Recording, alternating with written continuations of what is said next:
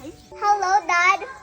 Ha? Nabankrupt tayo! Oh my God! Paano na to? Anong gagawin natin, Dad? Oh my God! Nag-text sa akin si Daddy. Nabankrupt din daw ang company namin. Ano ginagawa niyo sa anak ko? Abang anak, may nagnakaw ng tinapay kong paninda. Di ba sinasabi ko sa'yung bata ka? Masamang magnakaw! Ma, tara, tumaya na sa loto. Baka magsarado pa yun eh. Sige anak, baka mga magsarado pa at baka tumama tayo. Inaanak ang lotohan, bilis! Baka magsarado pa. Anak, tatama kaya tayo. Tama yan, Ma. Baka masayang na ang pera natin. Last money na natin to eh. Ma, minsan lang naman tumaya ka na. Sige anak, tataya ko na to ha. Sana talaga anak, tumama tayo sa loto, di ba? Oo, Ma, magtiwala ka lang. Last money ko na to. Ate, magkano pang sa loto? 20 pesos lang. Sana talaga tumama to. Isa nga po. Oh, Thank you ate. Anak, anong number ang gusto mo? Ma, number 2. Number 2. Ma, 19 pa kayo. Sige anak.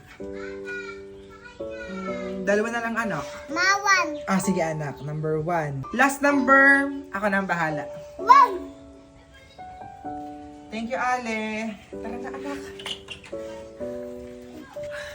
Anak, nakataya na tayo sa loto. Mag-antay na lang tayo ng 1 linggo para makita natin ang resulta. Makalipas ang 1 linggo. Mga anak, bilisan nyo na, bilis! Tingnan natin kung anong tumama sa loto. Baka tumama na tayo. Bilisan mga anak. Bilisan natin. Bilis. Ate, anong tumama sa loto?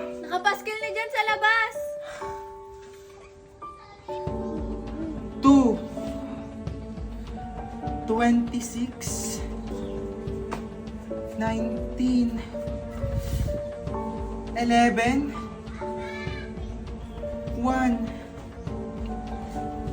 15. Oh my God, anak! Tumama tayo sa loto! Ay, maingay. Baka marinig tayo na tumama tayo sa loto at manakaw sa atin yung ating card. Ali, nanalo po ako sa loto. Akin na, i-double check ko lang ah. Oo nga, ikaw yung nanalo. Ito yung check mo. Thank you po. Mga anak, nakuha ko na yung prize natin. Mayaman na tayo, Ma!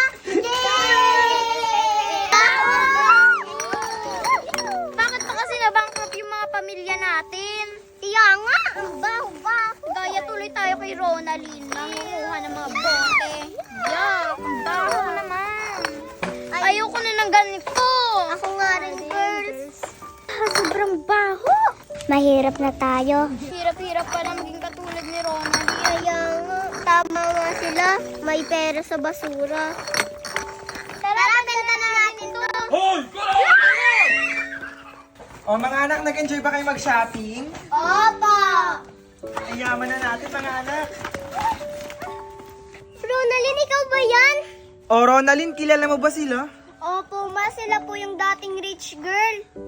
Yung nambubuli sa'yo dati? Ala, ano nangyari sa inyo? Bakit bigla kayong yumaman? Ganyan talaga ang buhay. Minsan nasa baba, minsan nasa taas.